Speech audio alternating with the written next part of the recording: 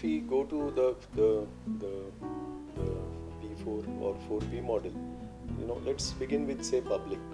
So the public sector, generally the government, it can be the urban local body, it can be the state government or central government. So they generally have assets, which are like underutilized or which are not efficiently utilized. So large set of assets are like inefficiently utilized.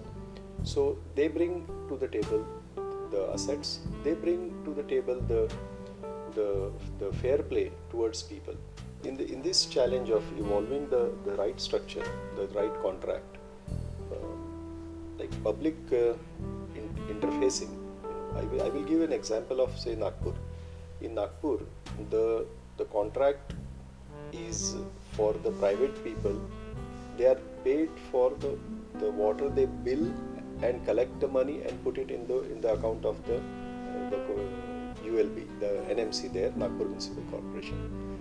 So there is a total, alignment of interest of Nagpur Municipal Corporation, the private entrepreneur and the people. Because the more water they will save from leakages and wastages, the more money corporation will get and the more money the operator will get. And in the process, when they will start making more money, they can even reduce the tariffs. So it can flow back to people at large. So such type of, like in many places, they had a contract where the private people were allowed to set the tariffs. Now this is detrimental to both the people, because people will always feel that when a 50 paisa increase is like he's making more profits, and whereas any justified increase in the tariff will not be able to so easy. You cannot say Nagpur, say in case of Nagpur, say you cannot buy, fight the whole population. So such type of contracts need to be evolved. So the challenge is first to get this contract right, then communicate to people. In Nagpur we took almost 1 year for that. It was put on the web, it was discussed in different forums. So that ownership must come from people, that okay, they have listened about it, they have given their inputs, and they see it as somewhere they are connected to the contract. Post that, creating, when the implementation stage comes, there are two situations. One is before the investment comes in of the private people, and another is post investment. Post investments, many times, the government need to then act as a true partner and not as a government, because there is an imbalance, because the private person has already invested his money. So if the contract terms are not fulfilled as per the written contract, then he has no recourse. He is already stuck there.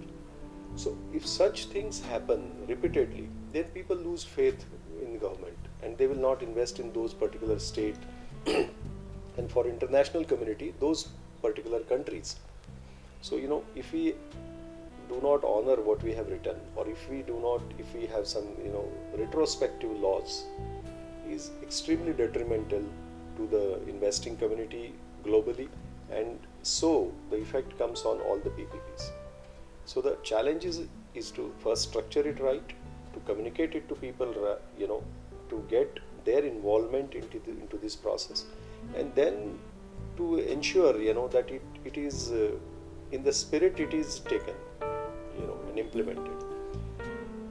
Because every contract provides for dispute resolution and arbitration, but an investor or a private entrepreneur does not go into the contracts for doing arbitration.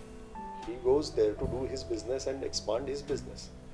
So these are the challenges which like in India, you see, in water sector, Nagpur is probably the only successful PPP model.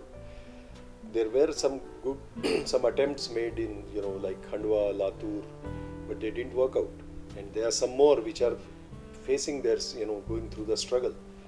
So I think these are the 3 steps: contract, communication, getting it right, and then honoring the word.